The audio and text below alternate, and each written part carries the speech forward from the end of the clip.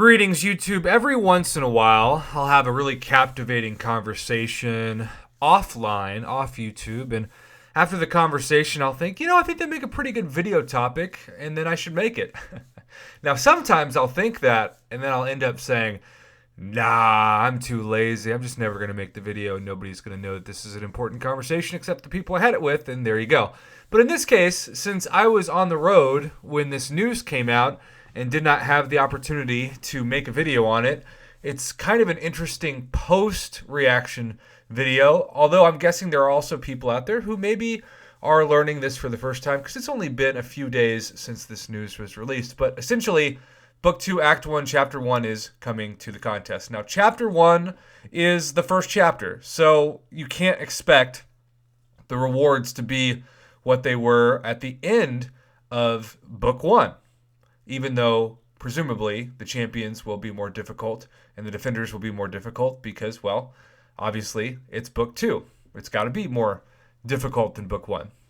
And to remind you, because I've done so many of these commentaries, when you completed Act 6, you got a 25% Tier 5 Class Catalyst Selector, the same thing that if you explore Book 2, Act 1, Chapter 1, you'll get. You also get a random crystal, which you get for exploring Act 6, which is kind of confusing. Really, the funny thing about this is the longer you wait, the more, if you haven't completed content and then you look at the rewards, you're like, oh, I'll just wait till like Cyber Weekend. Because when you first 100% explored Act 6, it was amazing because you got a 6-star Nexus. No one had ever seen that before. And then the Abyss Nexus came out, and that was way better than the Act 6 exploration because instead of 3 champions, you got 10, and you got to target the class of your choice. And then 6-star Nexus crystals came out for $100 on July 4th, and everybody freaked out about that. And then, on top of that, for Thronebreakers, for Cyber Weekend, they went down to, I thought, at best, it's going to be $50. No, I was totally wrong. It was $30. Now, of course, that's United States currency. If you live in a different country and you add tax, it's more than $30. But still, the point remains that the Act 6 exploration rewards kind of became pretty pathetic when you thought about what you actually got. So, in the spirit of that, we have to discuss a couple things regarding our friends at MCOC Trucos and their information about this awesome opportunity, I guess. Like, new content's new content for whales, in-game players, whatever you want to call them. And so, yes, it's nice to get Tier 5 class catalysts, even if they're random, like the completion and half of the exploration. It's nice to get rank up materials, even though it's random to take a 6-star from rank 1 to rank 2. And 6 stones are still so freaking valuable in this game that they're random as well. You only get 20 guaranteed generics, and that is for fully exploring this chapter. You don't get any generics from completing it. And then, yes, you get a 6-star Nexus. Again, it's only valued at $30 for Thronebreakers on special holidays now, and 10,000 6-star shards, which if you think about Cyber Weekend 2, that's like, what, $20? And then you get some gold, a couple million. So, yes, Chapter 1, maybe there'll be a really cool offer to grade and purchase for units at the end. Lord knows those unit offers in Act 6 have not aged well at all at the end of chapters. But the reason why this is a conversation topic is because, well, to put it bluntly, we know as the game evolves that we are waiting on something that's going to divide the community, just like the introduction of 6-stars divided the community. It may seem hard to believe, but several great YouTubers and summoners alike quit the game when they learned that 6-stars were coming into the contest because they simply did not want to start over, and that's how it felt. Though I would argue that 5-stars are as valuable as ever at rank 5, and you can beat all content with 565s. And if you want to feel like you're using a 6-star at rank 3, just pop a 30% greater champion boost into your 565, and boom, there you go. You got the attack and the health like you would as a 6-star. And how much more did you save, given that you can get 3 of those just from an early access bundle? And if you buy both, 6, I suppose, usually twice a month. So if you think about that, you're not just getting 6 of those boosts, you're getting 12 a month.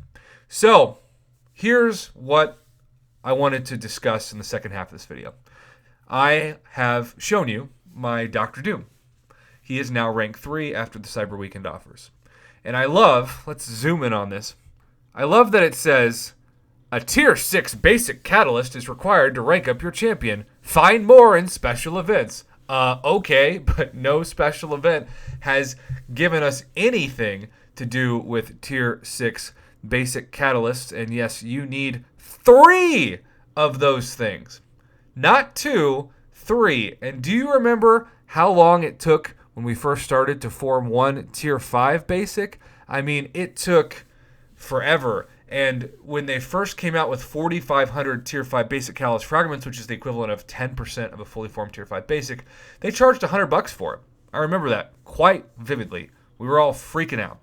We know that Tier 5 class catalysts, unfortunately, especially for Cavalier players after Cyber Weekend, are as rare and valuable as ever. You need 2, not just 1, but 2 Tier 5 basic from that same champions class to take them to rank 4, which means you need 3 between rank 3 and rank 4. And then, there's this thing called Tier 3 alphas, which we also have never heard of and never seen before.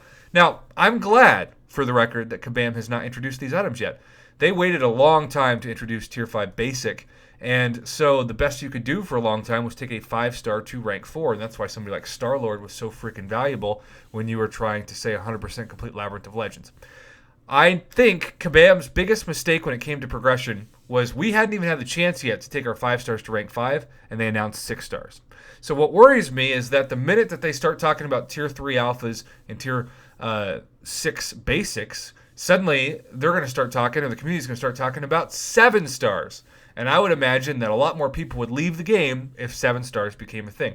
Maybe that's inevitable for the progression of the game, but I want to hold off on that conversation as long as possible because the average player is having a hard time getting any 6-star that they want to take to rank 2 or eventually rank 3. Nevertheless, think about 7 stars or rank 4, 6 stars.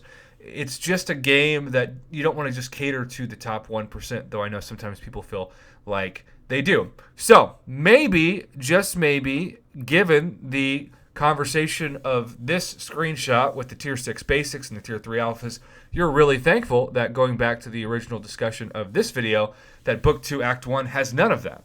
I would imagine by the end of Book 2 it will have a little bit of that, just given the nature of the progression of the game.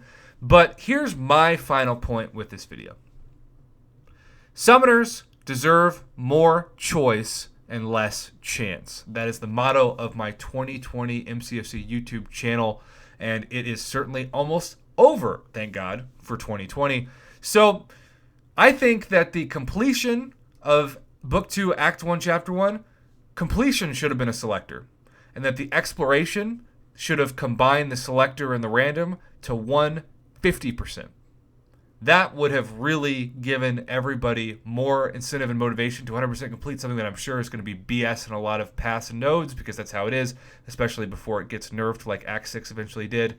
I also wish that this 6-star Nexus was at least 5 champions instead of what is presumably going to be 3. Now they have time to fix that. In the perfect world, you would actually see the similar thing to the Abyss. You would see 10 champions per 6-star Nexus, because as loot box gaming continues to be called into question and potentially regulated, you're not going to have this Marvel Casino of Champions experience be as legal as it is right now. And I think Kabam is trying to stay ahead of that curve, which is why they've made things like Nexus crystals and Focus crystals.